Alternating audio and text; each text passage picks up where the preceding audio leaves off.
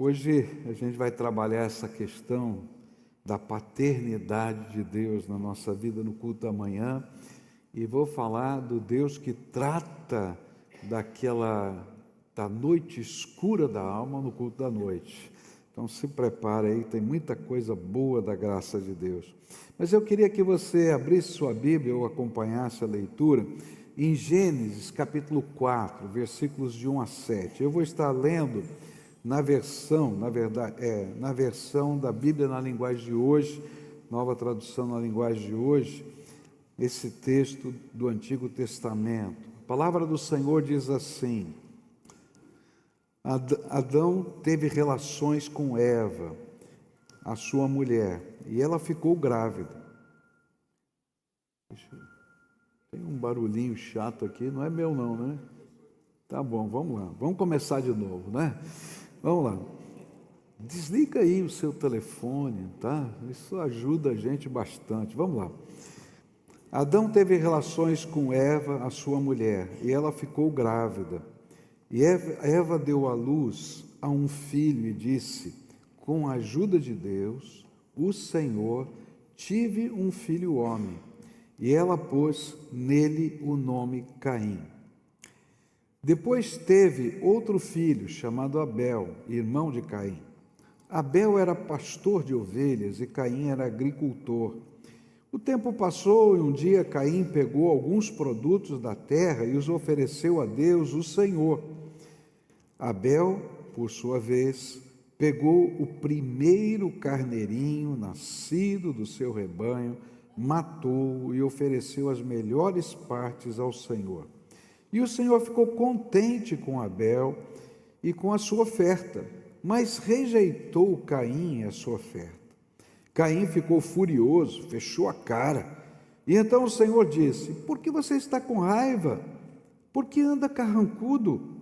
Se tivesse feito o que é certo, você estaria sorrindo. Mas você agiu mal e por isso o pecado está à porta, à sua espera. Ele quer nominá-lo, mas você precisa vencê-lo.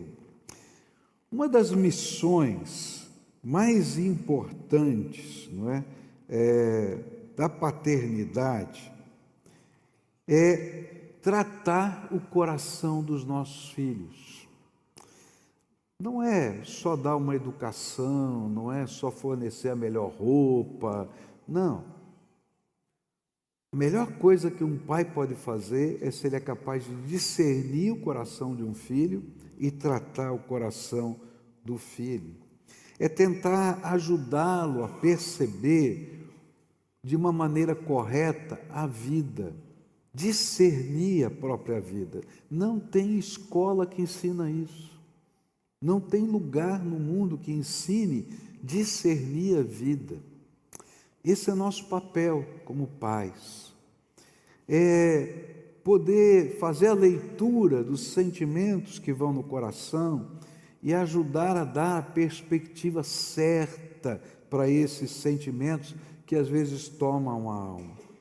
Mas apesar de todo o nosso empenho como pais, os filhos terão que decidir os rumos da sua vida e às vezes nos amedronta como pais essa realidade. Talvez gere mais medo na gente como pai do que nos filhos que estão vivendo a sua própria vida, porque de alguma maneira, pela nossa experiência, pelos cabelos brancos, a vida já nos mostrou vários perigos que as decisões erradas podem gerar para nós. E é justamente isto que ocorre aqui nesse texto. Deus, como um sábio pai, está tratando os conflitos do coração do seu filho Caim. É isso que está acontecendo aqui. Deus quer ajudá-lo a pensar, a discernir a vida, os sentimentos que tomavam conta do seu coração. E nesse diálogo franco e amoroso, nós vamos encontrar o conselho de Deus para tratar os conflitos do coração dos seus filhos. Ele quer tratar o seu coração, quer tratar o meu coração. Agora, que conflitos eram estes que estavam no coração de Caim e que talvez possam estar nos seus também? e que Deus, na sua graça, está tentando tratar. Primeiro conflito que a gente vai encontrar aqui está nos versículos de 1 a 5, contando a história, né, do nascimento do primeiro homem que nasce na terra, porque Adão e Eva foram criados por Deus. E aí Deus começa a tratar o primeiro conflito. E o primeiro conflito é aqui revelado como um conflito com o próprio Deus. Ele está com raiva. Caim está com raiva porque Deus aceitou a oferta de Abel e não se agradou da oferta de Caim. E ele está com uma raiva danada. Ele está muito bravo por causa disso. E bravo com Deus. É interessante aqui o que está acontecendo, porque o texto fala muito pouco de Abel. Ele fala só que Abel era o irmão de Caim. No entanto, a gente pode perceber o cuidado de Deus com Caim, porque o texto vai aparecer Caim 16 vezes. Na Bíblia vai aparecer o nome de Caim 16 vezes, em 7 ocasiões diferentes. Deus preocupado com seu filho. E Abel aparece essa vez aqui, vamos dizer, e ele ainda aparece como irmão de Caim. É interessante porque quando a gente começa a olhar esse texto, a gente vai percebendo como é que era essa família. E é possível entender como Eva sentiu o conceber o seu primeiro filho. E ela deixa bem claro o sentimento e o privilégio que ela estava vivendo, quando ela vai dizer: Deus fez o homem, e agora com a ajuda do Senhor, eu fiz um segundo homem.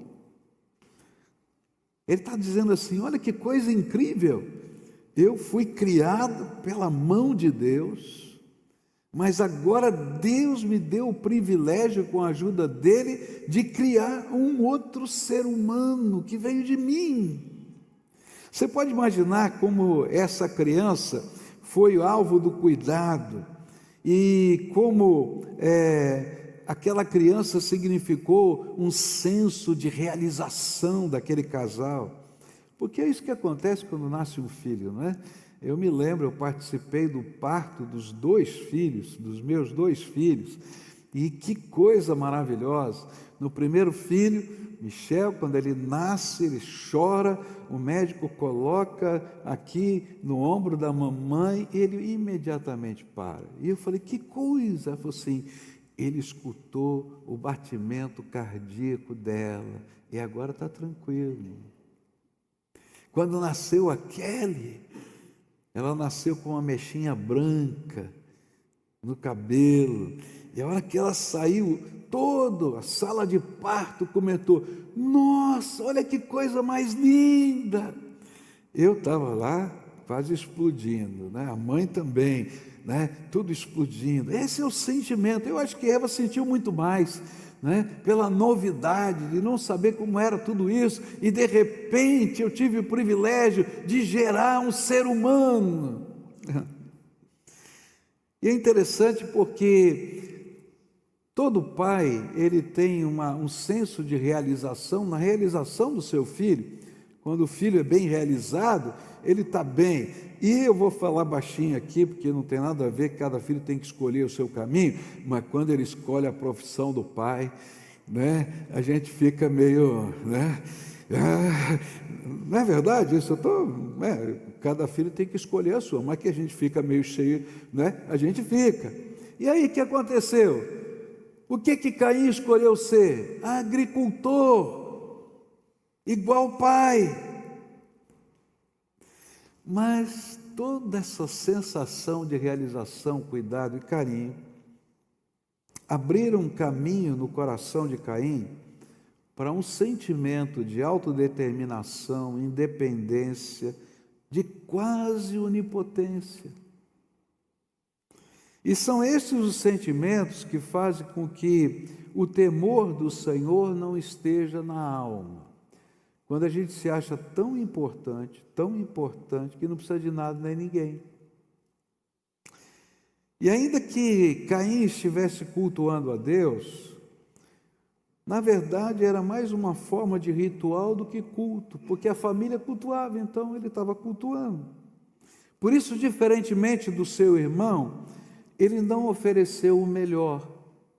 O texto vai dizer que ele vai pegar lá umas frutas lá quaisquer e tá, eu estou oferecendo para Deus aqui, enquanto que Abel escolhe a primeira cria e a melhor parte. Ele não está nem preocupado em obedecer o que Deus havia pedido em termos de oferendas, que ele não pediu nenhum vegetal, ele pediu animais que tomassem o nosso lugar, simbolizassem o que Jesus faria por nós. E isso fica muito claro nos versículos 3 e 4. O tempo passou e um dia Caim pegou alguns produtos da terra e os ofereceu a Deus, o Senhor. E Abel, por sua vez, pegou o primeiro carneirinho nascido do seu rebanho, matou e ofereceu as melhores partes ao Senhor. E o Senhor ficou contente com Abel e com a sua oferta.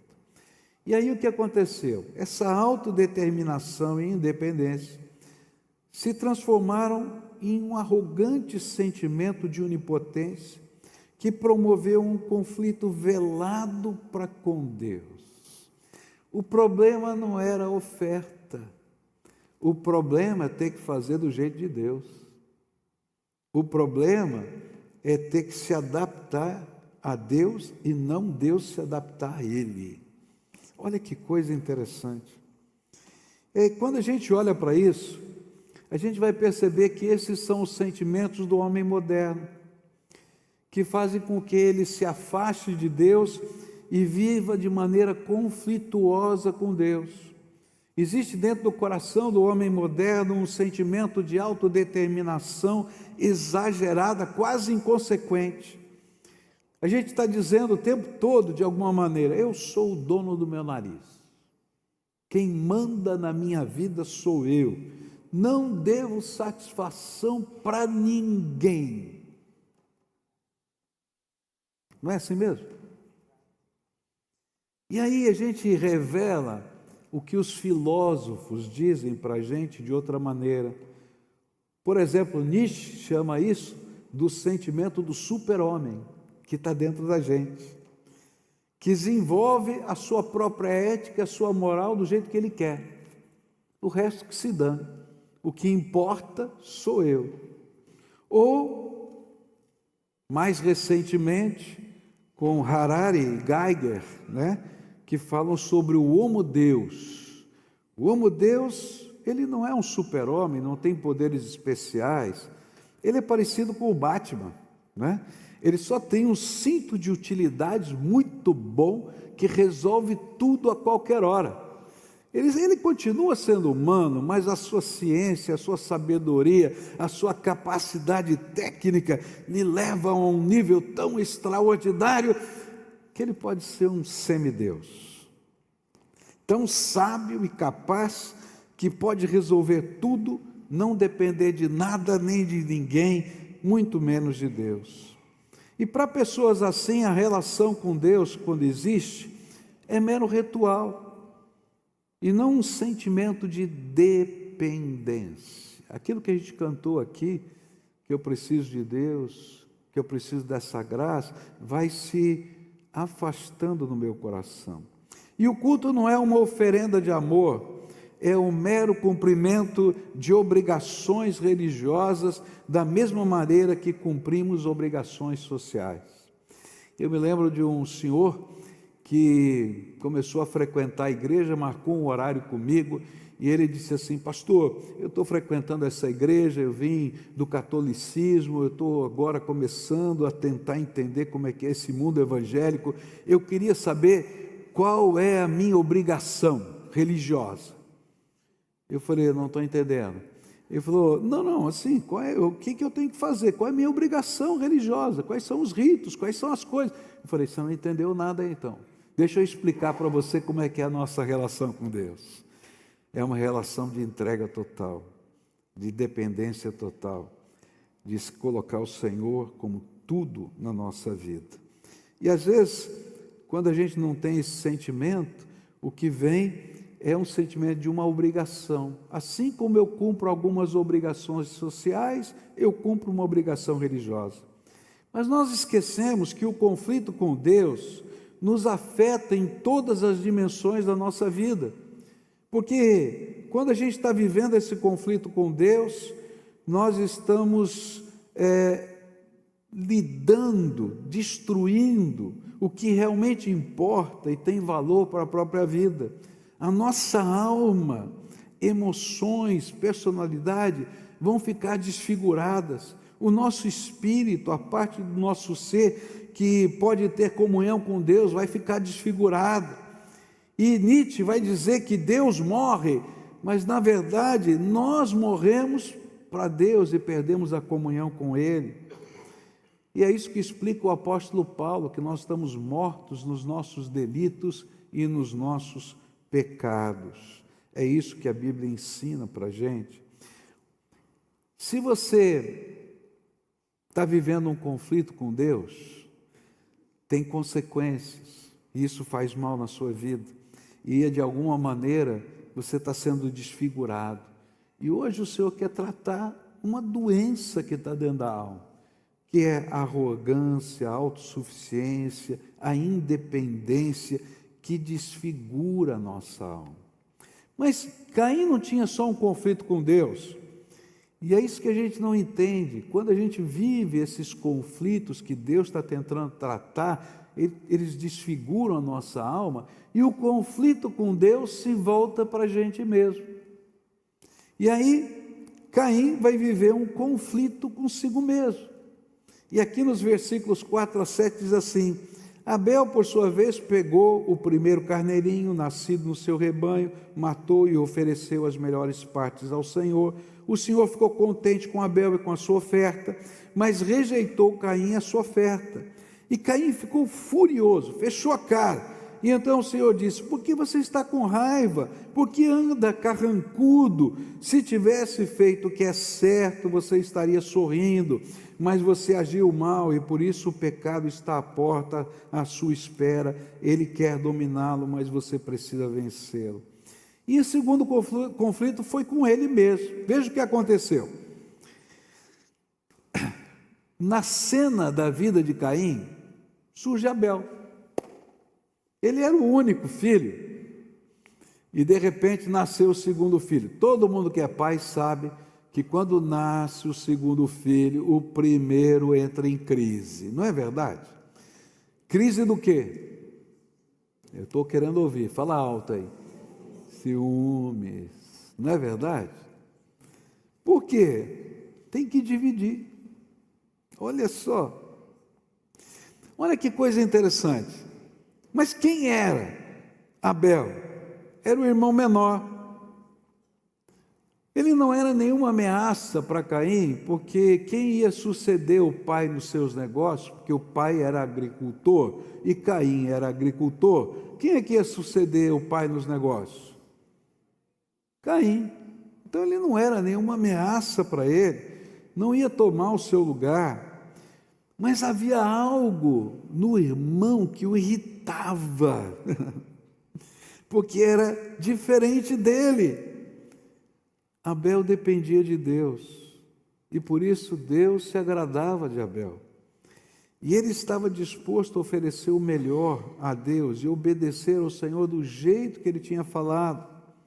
E era esta devoção que fazia ele ser avaliado positivamente por Deus. E aí, por causa que ele tinha uma avaliação positiva de Deus, Abel se tornou uma ameaça. Mas não só uma ameaça. A vida de Abel era uma crítica sem palavras ao jeito de viver de Caim. Ninguém estava falando nada, mas só o fato de Abel existir daquele jeito que ele era, estava dizendo: ó, está errado. E isso gerava um conflito interior imenso.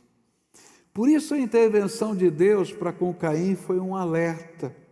O Senhor vai dizer: por que você está com raiva? Por que você está carrancudo? Se tivesse feito o que é certo, você estaria sorrindo. Mas você agiu mal e por isso o pecado está à porta, à sua espera. Ele quer dominá-lo, mas você precisa vencê-lo. O que Deus estava dizendo é que o sorriso na minha vida e na sua vida vem da capacidade que temos de consertar, corrigir e mudar as nossas atitudes. Se você não está disposto a consertar, corrigir e mudar as suas atitudes, você vai estar sempre lutando contra você mesmo e com o mundo.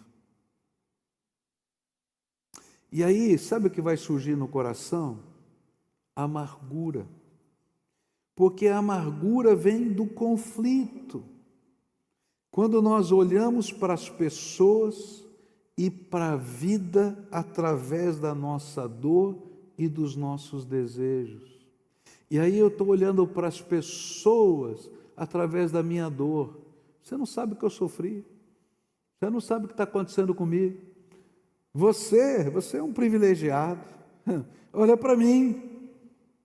E eu estou olhando a vida à luz da minha dor, as pessoas à luz da minha dor.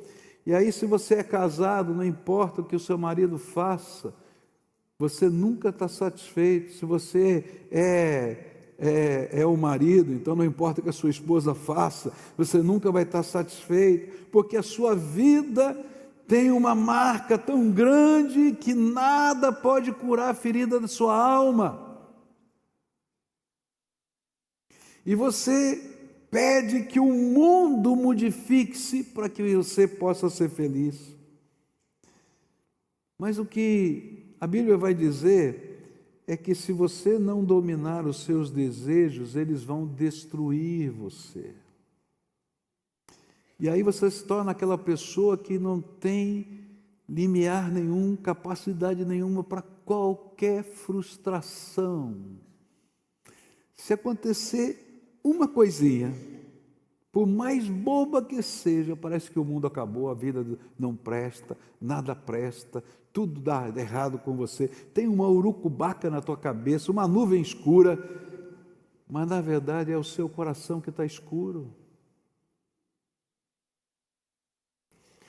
E aí nasce uma raiva mortal, um desejo que aquele que está do seu lado e talvez esteja indo bem, se dê mal, porque todos são culpados da minha dor, e eu sou vítima da incompreensão do mundo. Meu Deus, eu já ouvi tanta gente dizendo isso no gabinete pastoral que você nem imagina.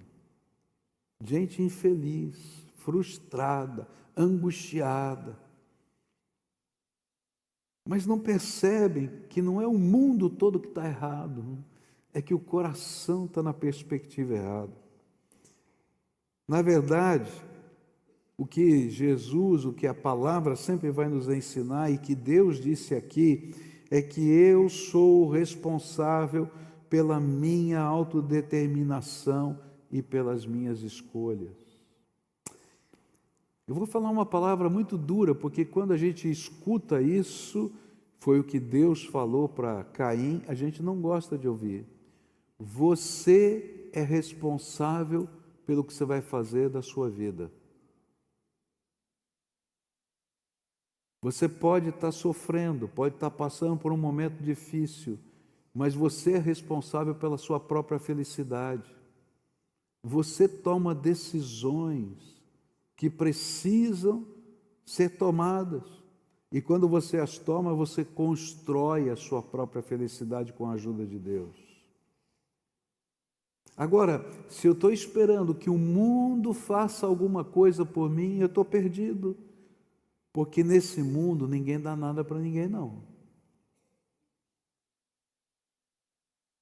O que a gente vai aprender aqui nesse texto é que o conflito interior cria uma cortina de fumaça que impede a nossa autocrítica e nos faz imaginar soluções que não exijam de nós transformação, mas que forcem todas as pessoas do cenário da minha vida a se readaptarem por mim. Querido, você é o responsável pela sua vida, não são os outros que têm que se readaptar, você que tem que crescer. É isso que Deus está dizendo para Caim: Caim, cresça, você é um homem adulto. Mas o pior é que eu conheço gente que tem 60 anos e continua com a mente de criança.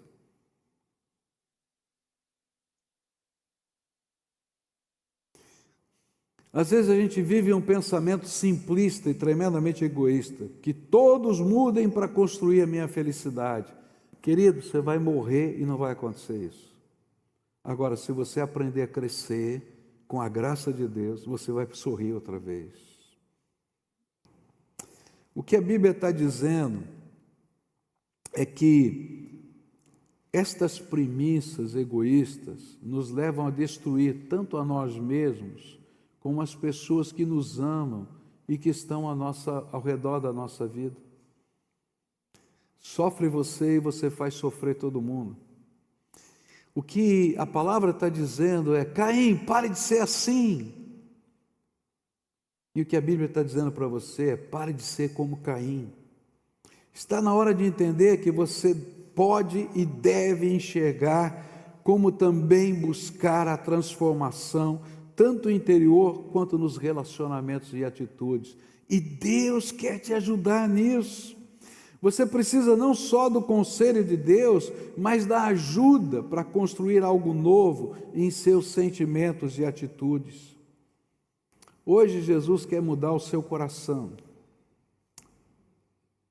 mas você tem que deixar, porque Deus queria mudar o coração de Caim, mas ele não deixou.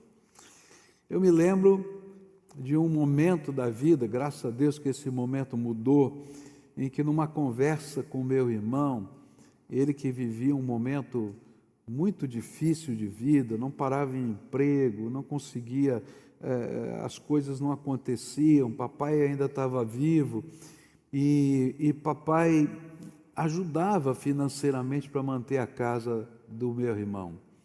E um dia eu fui conversar com ele, irmão mais velho, fui conversar com ele sobre a vida, sobre as oportunidades. Titio tinha conseguido um emprego para ele e tal, aquela coisa toda, mas ele estava já arrumando uma situação difícil naquele emprego. E eu falei: olha, um dia o papai vai faltar, ele vai morrer. E aí, como é que vai ser a sua vida? E ele, de uma maneira inconsequente, disse assim: não pedi para nascer nesse mundo, que todo mundo me aguente. Você pode imaginar as consequências futuras. A vida ensina que esse tipo de atitude só nos arrebenta. E a vida teve que ensinar para o meu irmão muita coisa, porque ele não ouvia nada nem ninguém naquela época. Por quê? Porque esse tipo de sentimento cria uma cortina de fumaça e a gente não percebe a realidade. E aí surgem outros conflitos. Já teve o conflito com Deus, aí o conflito com Deus virou um conflito consigo mesmo, e aí surgiu o conflito com o irmão. E olha como foi um negócio incrível. Versículo 8 diz assim: aí Caim disse a Abel, seu irmão: vamos até o campo. E quando os dois estavam no campo, Caim atacou Abel, o seu irmão, e o matou.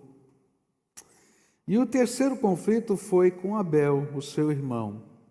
É interessante porque a Bíblia não fala muito, só fala de uma armadilha, um convite dissimulado que virou pretexto de assassinato. E o desejo era eliminar a concorrência. Naquele momento, parecia a Caim que a maneira mais fácil de resolver os seus problemas era eliminar a concorrência e matar o seu irmão. Talvez pareça extremo demais isso, né? Matar, que é isso? Mas é por isso que Jesus vai nos ensinar que o odiar é o mesmo que matar alguém em nossa própria alma. Jesus vai dizer assim: mas ouviram o que foi dito aos seus antepassados?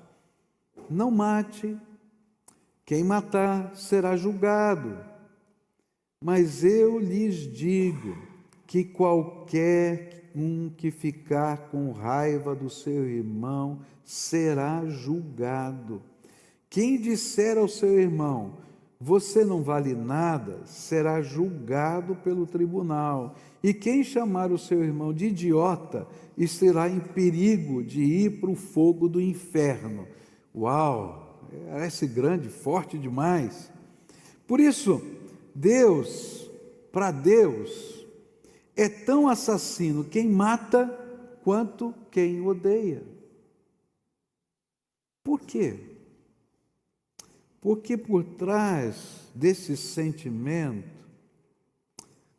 existe a mesma atitude de Caim: eliminar a concorrência. E aí nós matamos sem matar. Olha, todo italiano entende bem isso, porque às vezes a gente tem vontade de pegar no pescoço de uns, assim, estou falando de mim mesmo, tá? Pegar no pescoço assim, né? Eu só quero matar um pouquinho, Deus, só um pouquinho, não precisa ser tudo não, né? Só um pouquinho, assim. E aí, quando esse sentimento de ódio perdura dentro do nosso coração, nós não conseguimos mais ver alguém, nós não conseguimos mais perdoar alguém. Você não quer nem ver de perto. Eu quero, esse cara está ali, eu vou sentar do outro lado. E às vezes acontece aqui na igreja, o cara senta ali, o outro senta lá do outro lado, porque não quer ver o irmão que está ali do lado. Na família, a mesma coisa. Entra o parente aqui, você sai pela outra porta. Já viu isso não acontecer em festa de família? A gente não consegue perdoar ninguém. E às vezes a coisa cresce tanto que a gente até quer que o cara se dê mal. Danado, vai sofrer, vai ver. Quando os conflitos interpessoais nos fazem perder a perspectiva do outro, de entender a realidade pela visão do outro, a dor pelo sentimento do outro, o problema por aquilo que está acontecendo com o outro, então a reconstrução fica impossível, porque eu só vejo na minha própria perspectiva. E o pior é que nada que essa pessoa venha fazer vai resolver o meu problema, porque a dor está entesourada no meu coração e não tem como sair de lá, porque ela é um fato que está no passado. E aí, pessoas que são extremamente próximas vivem conflitos mais intensos.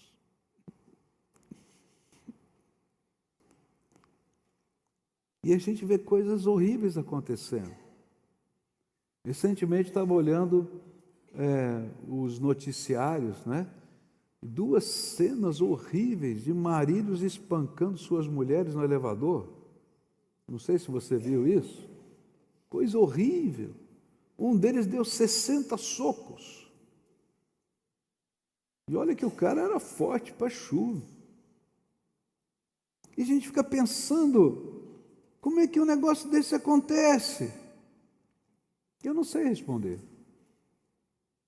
Só sei que se o nosso coração e alma não forem tratados, atitudes impulsivas virão com tamanha força e às vezes com violência que destruirão os relacionamentos mais significativos.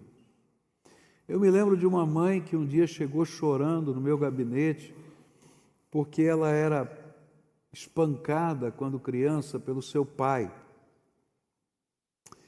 E ela tinha, naquela ocasião, 3 filhos pequenos. E aconteceu alguma situação doméstica, natural, que precisava de repreensão, mas a ira entrou no coração dessa mulher de uma intensidade tão grande que ela espancou os seus filhos. E quando ela viu o que ela tinha feito, ela saiu correndo, chorando de casa e foi para o gabinete pastoral. E dizer: pastor, tudo que eu odiava na vida do meu pai, eu estou fazendo com os meus filhos, eu preciso de ajuda. Sabe, quando a gente não trata as doenças da alma e não deixa Deus nos tratar, nós temos atitudes impulsivas que nos ferem e ferem os outros. Era isso que Deus estava falando para Caim. Caim, presta atenção no que está acontecendo com você, porque o pior, quando essa cortina de fumaça vem na nossa mente, a gente não presta atenção no que está acontecendo com a gente só presta atenção no que está acontecendo com os outros. Todo mundo é culpado da minha dor, mas eu não sou culpado de absolutamente nada. Eu não sou responsável pelos meus atos. E até quando eu faço uma tragédia dessa, eu sei, a culpa é sua. Você que me provocou. Você já ouviu alguma coisa assim? Você já falou alguma coisa assim? E o pior é que, quando a gente vive assim, um pouquinho de nós e das pessoas que nós amamos vai morrendo devagarinho. Não permita que a sua alma seja desfigurada pelos seus impulsos, pelos sentimentos que explodem em você. Por isso, Deus, como Pai, estava tratando o coração de Caim, dizendo: lembre-se que a você compete dominar estes impulsos. Ele vai dizer: o pecado está na porta à sua espera, ele quer dominá-lo, mas você precisa vencê-lo. Deus já estava vendo todo o plano arquitetado na mente de Caim e estava dizendo: presta atenção no que está acontecendo com você. Eu quero dizer para você que hoje o Senhor Jesus trouxe você aqui para ajudá-lo a vencer os seus impulsos, que têm destruído os seus relacionamentos mais significativos. Eu conheço gente que já está no 4º casamento, meu Deus do céu, e não morreu mulher nenhuma, nem marido nenhum, não.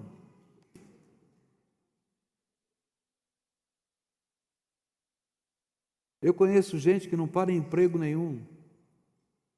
Eu conheço gente que não consegue terminar nenhum estudo. Porque todo mundo é culpado de tudo.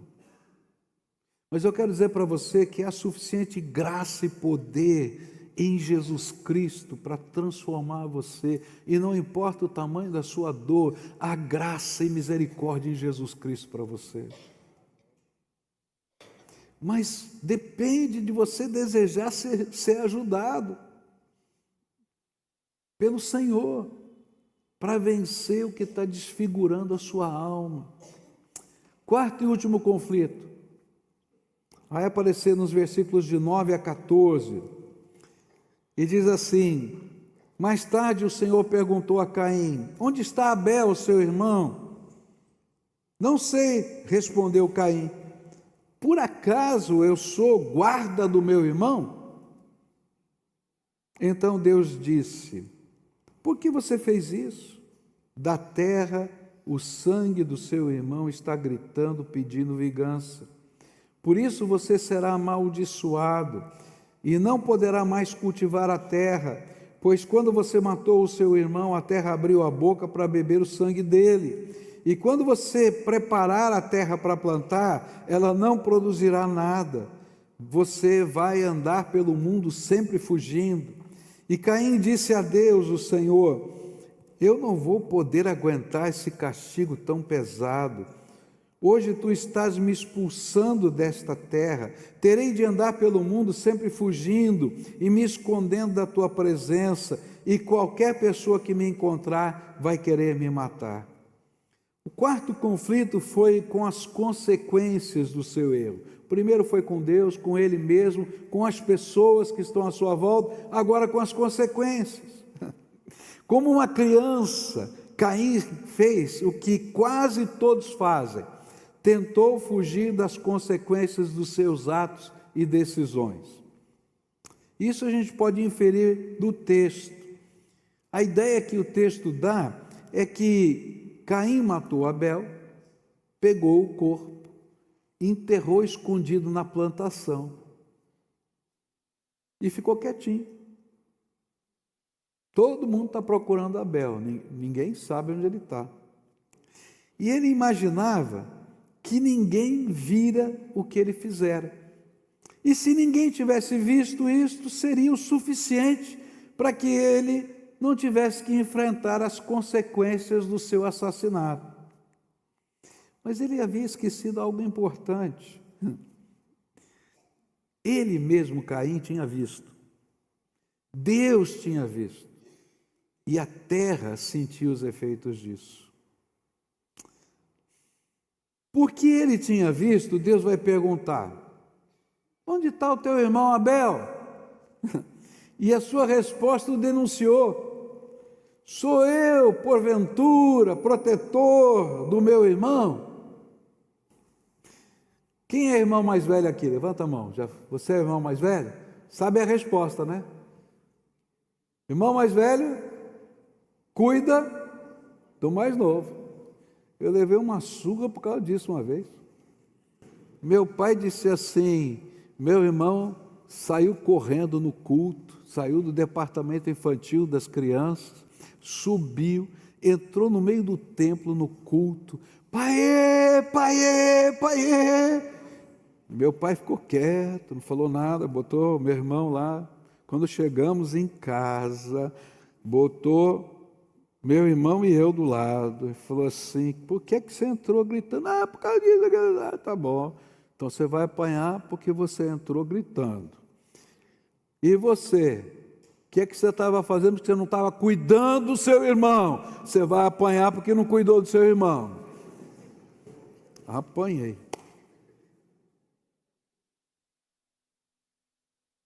Todo irmão mais velho sabe. Quem é o cuidador? É o mais velho. Quando ele diz: sou eu por acaso cuidador? É sim, seu irmão mais velho. E ele mesmo estava se condenando, porque um protetor matou o protegido. A agressividade da resposta era uma tentativa de autojustificação. E às vezes a gente usa a agressividade como uma tentativa de autojustificação. Mas não há justificativa que aplaque a consciência. Você briga com você mesmo, que a sua consciência te acusa. Mas não fora só Caim que viu, Deus também tinha visto. Quem pode esconder alguma coisa do Todo-Poderoso? Ninguém viu, mas Deus sempre vê. E a Bíblia afirma que não apenas Deus tinha visto, mas a terra gritava, pois toda a terra é afetada pelo pecado, e toda injustiça amaldiçoa toda a terra, e por isso a improdutividade seria consequência natural da injustiça. Eu estava assistindo um filme muito interessante, um documentário, sobre os efeitos do avivamento na terra. E aí, numa cidade da América Central, houve um grande avivamento naquela cidade, uma coisa tão bonita, milhares de pessoas se converteram, uma coisa tão bonita que nesse filme o delegado de polícia disse assim: vem aqui comigo, abriu, mostrou as celas, todas vazias, falou assim: eu não tenho ninguém para prender aqui, não tenho ninguém para prender. Olha que coisa maravilhosa. Por quê? Porque as pessoas levam a sério a palavra de Deus e vivem a palavra de Deus, tal. E aí ele foi no campo e, gente, eles começaram a mostrar, eles são agricultores naquele lugar e produzem hortifruti que são exportados para a América do Norte. E ele começou a mostrar o tamanho das cenouras, o tamanho das hortaliças, o tamanho, eram assim fora do normal. Eu me lembro que eu vi uma cenoura que saía da ponta do dedo da pessoa até aqui, dessa grossura. Eu falei, meu Deus, nunca vi uma cenoura assim. Ele disse assim, isso aqui é a bênção de Deus nessa terra. O que Deus estava dizendo é o seguinte, que a injustiça, o pecado, não afeta só a minha vida, afeta a terra. Mas em outro sentido, a terra aqui pode significar a sociedade. E por isso, Caim foi banido do contexto em que ele vivia. Você pode pensar que consegue driblar as consequências dos seus erros, mas a gente não consegue fugir de Deus, nem de nós mesmos e nem da terra. E o que o Senhor está dizendo é, não faça como Caim, lá, receba a graça de Deus. Olha só o que Deus vai falar para ele, em Gênesis 4,15, mas o Senhor respondeu, isso não vai acontecer, porque se alguém matar você, serão mortas 7 pessoas da família dele como vingança. E em seguida o Senhor pôs um sinal em Caim, para que se alguém o encontrasse, não o matasse. O que eu aprendo na palavra é que Deus sempre quer colocar uma marca em nós, a marca da graça. Esse sinal de Caim não era a cor da pele, não era nada disso, que tem várias teorias, era uma marca da graça de Deus. Caim foi perdoado, foi agraciado, foi abençoado pelo Todo-Poderoso. E é isso que Deus quer fazer com a gente está vivendo conflito com Deus, conflito com a gente mesmo, conflito com as pessoas, conflito em todos os sentidos, com as consequências das decisões que a gente tomou, e Deus está dizendo, chega, deixa eu tratar a sua alma, eu sou o Pai que cuido de você, e eu quero colocar a minha marca, e a marca é o sangue de Jesus, o Filho de Deus, que nos purifica de todo o pecado, é o poder do Espírito Santo que nos transforma, é o conselho de Deus que nos ensina a caminhar todos os dias, é aquele que nos dá capacidades que não temos, nos dá percepções que não vemos, porque Ele nos dá discernimento espiritual e nos dá a sua alegria. Deus quer colocar o sorriso de novo no seu coração, porque como Pai, Ele quer tratar a alma dos seus filhos. Essa é a missão de Deus, tratar a minha e a sua alma.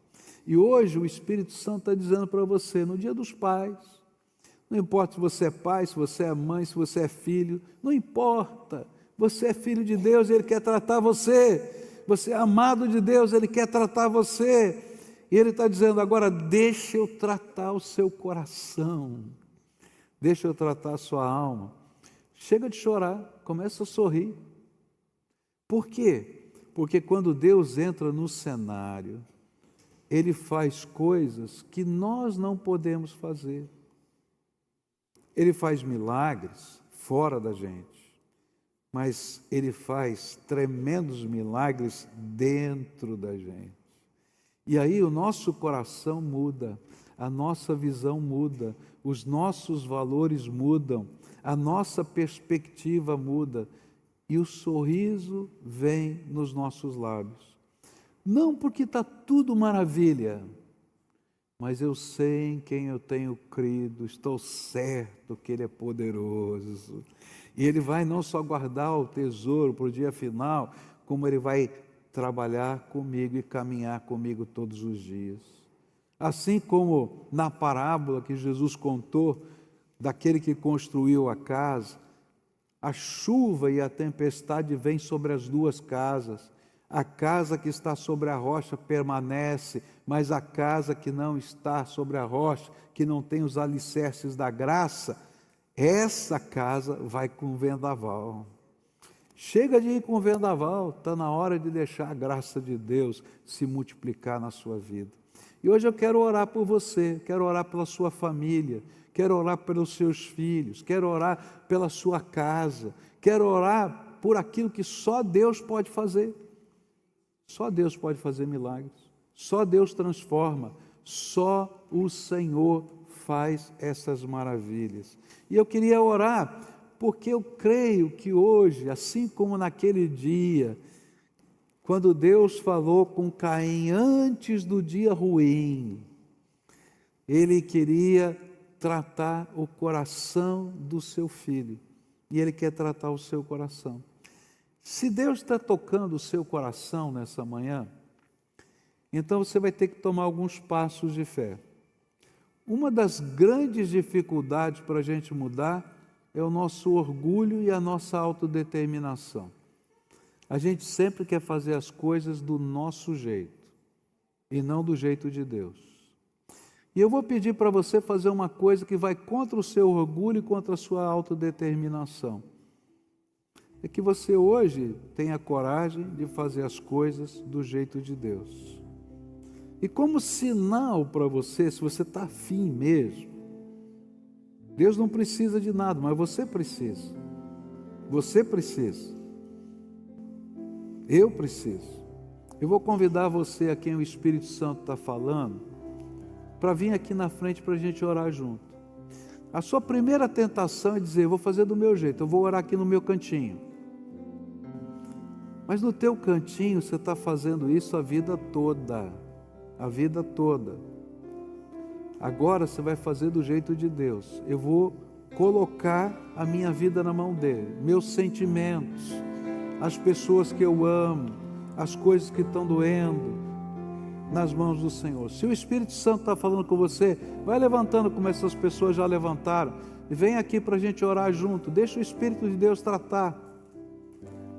Eu vou usar uma palavra forte aqui, me perdoa, tá? Não seja cabeça dura. Tem muita gente cabeça dura. Por favor, deixa Deus fazer a obra que precisa fazer na tua vida. E sabe, para isso não tem idade não.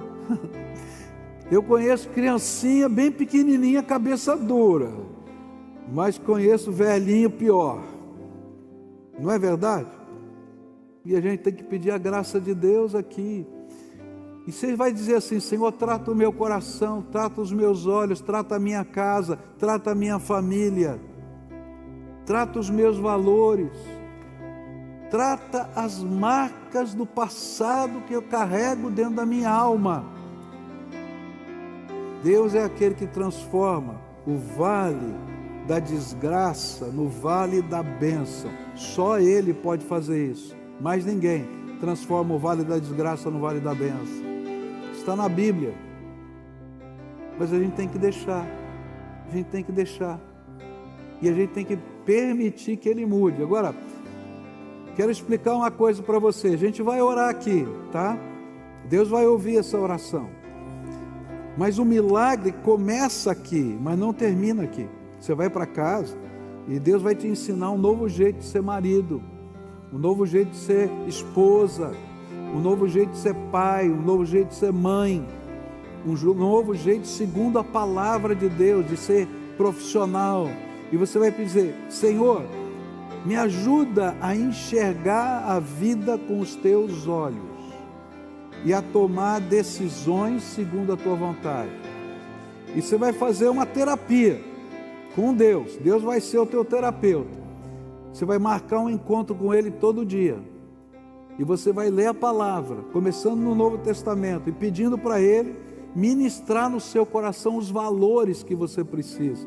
E cada dia Ele vai te ensinar uma coisa nova. Agora, lembra, Ele é um professor chato. Se você não passou na primeira lição e ficar repetindo a lição, até você passar. Porque Ele quer que você cresça e seja abençoado. Às vezes a gente tem muito conhecimento, mas pouca transformação. E o que Ele quer é mudança, é bênção na tua vida. Vamos orar junto agora? Vamos clamar ao Senhor, tá? Eu vou pedir assim que alguns irmãos venham aqui à frente para orar. Bota a mão no ombro, na cabeça dessas pessoas, intercede, pede a bênção de Deus sobre eles. Vem aqui. O maior número possível, tem muita gente aqui, vem aqui para orar. Você vai orar. Nessa hora, você precisa entender que você é.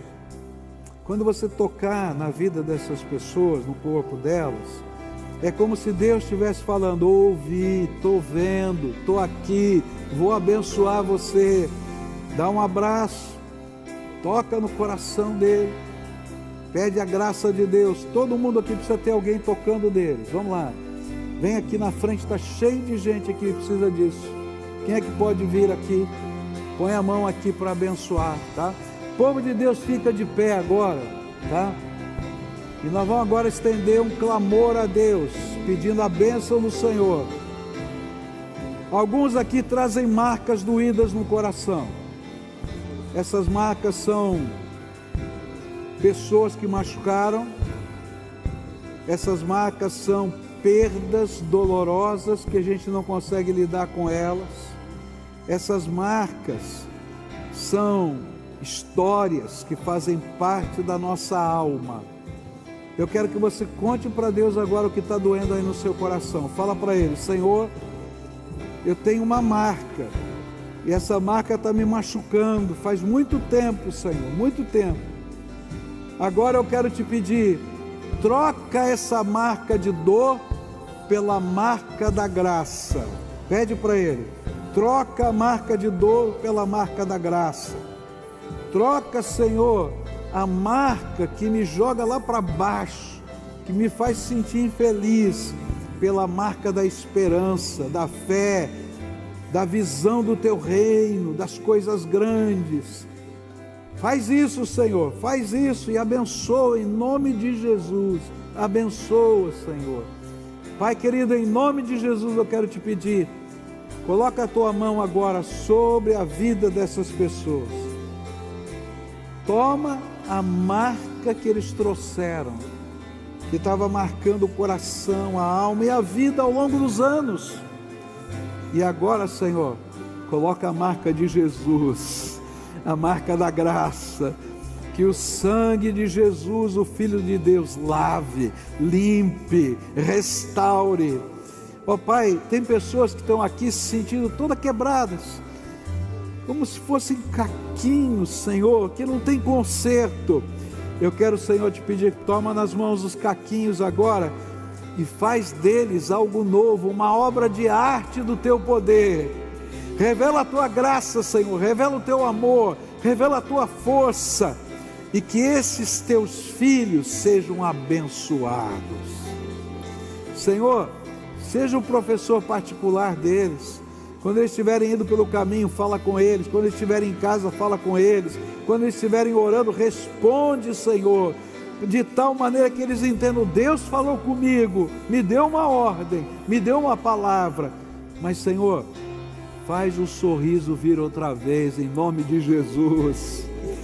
Que os conflitos sejam trocados pela paz do Senhor, que excede todo entendimento.